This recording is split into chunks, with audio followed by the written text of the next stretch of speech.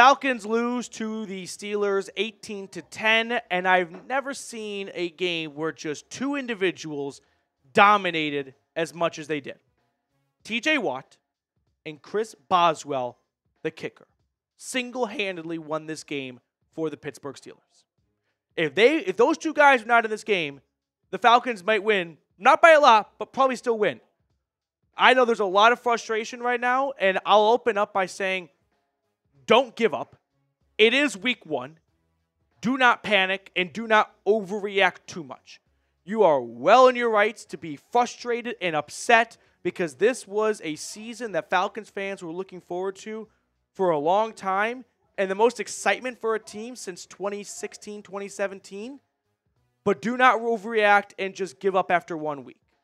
Here are the stats from the loss. Justin Fields was told he was starting a few hours before the game. He goes 17 for 23 and 156 yards in his return to Georgia. Kirk Cousins, 16 for 26, 155 yards, 1 touchdown, and 2 interceptions. And in terms of the blame game, here is my ranking for blame. First, I'm going to say the Falcons' offensive line, specifically pass protection, subset Kaleb McGary. It seemed like Atlanta didn't have a great game plan for TJ Watt. The game plan was Kaleb McGary on TJ Watt. Then they realized that's not working. Let's put Kyle Pitts on him to chip and then Kaleb McGary. And that kind of worked, but still didn't really work enough. And they never really counteracted TJ Watt. They didn't run to his side of the field, right? I know that sounds counterintuitive, but like a pass rusher can't get a sack if A, you're running the ball, but B, if you're going to him, like you are pushing the ball his direction and you are sending guys to block him. And they never did play action either. Like you very rarely saw, if any, play action from today. Like that's like the name of the game when you've got a guy who's living in your backfield. Let him think the ball's going to the running back and then you peel out. I don't know if that was just because they didn't have trust in Cousins' mobility following his Achilles injury, but for me, number one person or group I'm blaming today is the offensive line. The Steelers' defensive line bullied them, especially in the second half. They tormented the Falcons' O-line. Next up, Kirk Cousins. Kirk Cousins looked rusty. That's a fact. He looked rusty. He did not look like a $180 million man. And that's okay for 1 week. What's very frustrating to me, though, is I felt like a lot of the rust could have been avoided.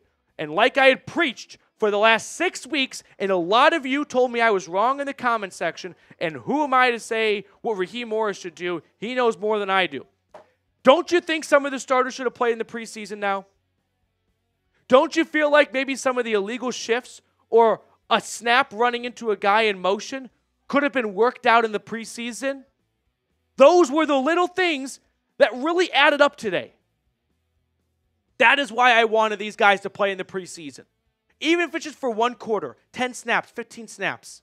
Instead, they came out looking rusty, and that 10-point offensive performance shows it. I feel bad for the defense. They got put in some tough spots. They gave up 2 field goals after Kirk Cousins turned the ball over twice on interceptions. They did their best to keep this team in the game. Holding the guy to no touchdowns should be enough to win a game. And then third, I'm going to assign blame to Raheem Morris. Mostly for what I just talked about. This team came out and somewhat ill-prepared for TJ Watt and offensively looked rusty. Like they just looked like they were not running at full speed. Robinson, I thought, looked great. We can throw his stats on screen for you guys here. He was a great rusher and a good receiver for them. Bijan Robinson, 18 carries, 68 yards. Like he was kind of the heartbeat of this offense. What happened to Drake London, dude? Said his name once at the beginning of the game and then adios. Didn't see him for the rest of the day. I don't know if he was just not getting open. I got to rewatch the game to see if he wasn't separating, if he was open and the ball wasn't finding him, or what was going on. But nothing from Drake London. 2 grabs for 15 yards. I've got more to rant on, and I'm sure everyone watching kind of feels the same way. First, I do want to give a quick shout out to our sponsor today, Game Time. Game Time is a new feature called Game Time Picks that makes getting tickets to see your favorite teams play live even easier. Game Time Picks filters out the fluff to show you only incredible deals on great seats, so you don't have to waste time searching through thousands of tickets. One thing I really like about Game Time is their all-in pricing option. Toggling this feature shows the total upfront cost with no surprise fees at checkout. So take the guesswork out of buying tickets with Game Time. Download the Game Time app, create an account, and use code CHATSPORTS for $20 off your first purchase. Terms apply. Again, create an account and redeem code CHAT Sports for $20 off. Download Game Time today. What time is it? Game time. Let's spend a few minutes just talking about the defense for a second, because I felt like the defense had a pretty good game. We never really got that big, game-changing play like an interception or a forced fumble, which the Steelers produced a few of, and that was somewhat the difference maker in this game. But they still held their own. Like Justin Fields, they had a couple of nice passes to George Pickens, but no other receiver touched the football. They had some good runs here and there. But if I tell you before this game that the Steelers don't score a touchdown, you definitely think the Falcons win. And if I tell you they only put up 18 points, you likely think the Falcons win.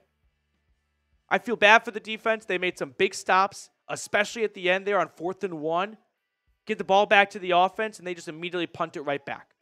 I feel bad for the defense. If you want some reassuring good news, though, this defense looks a hell of a lot better than it was last year. It wasn't a train wreck or a disaster last year, but Grady Jarrett, first game back, a huge sack. Matthew Judon. I've got Nate Landman jumping over a pile to take down Justin Fields on a QB sneak. Like, you got guys flying across the field defensively. And we didn't even get much from Justin Simmons or Jesse Bates. So you know those guys are going to start picking things up too. Terrell somewhat got bullied by George Pickens at times, especially on that big 40-yard throw. But overall, really solid performance from the Falcons defense. The offense failed them today. Injury-wise, I saw Mike Hughes at one point leave the game, and Clark Phillips had to fill in. I mean, I'm sure we're going to see in the press conference Kirk Cousins and this is a sad stat. Speaking of Kirk Cousins, he had as many completed passes as times hit by the Steelers pass rush in the second half, courtesy of Daniel Flick. Only 51 total yards in the second half. It was a complete meltdown offensively in quarters 3 and 4. And then finally, look what they started to kind of get the mojo going and the cobwebs out at the end of half number 1 with that touchdown pass to Kyle Pitts. Not to be. Very frustrating. And I think the real frustrating part is this was supposed to be the easy game of the first 3, right? Pittsburgh at home. Then you go to Philly on Monday night. They looked pretty good against the Packers. And then back home on Sunday night against Patrick Mahomes and the Chiefs. Not to overreact, but you are staring at 0-3. You're already 0-1, and now you're looking at 0-3 very quickly. Overall, I will leave you guys with this. The season is not over. And no, you are not benching Kirk Cousins for Michael Penix. Stop. One bad game in his first game from October is not grounds for termination. You are not benching Kirk Cousins, and I don't even feel like I even need to explain why. It is one game. Make sure to subscribe. Usually, these are not usually lately, but this year is supposed to be fun post-game videos. So if you're looking for a free Falcons YouTube channel, hit the sub button down below. I appreciate everyone who watched with us during our watch party. Damn. There's nothing better than Victory Monday after week 1, but there is nothing worse than starting off 0-1 in the NFL.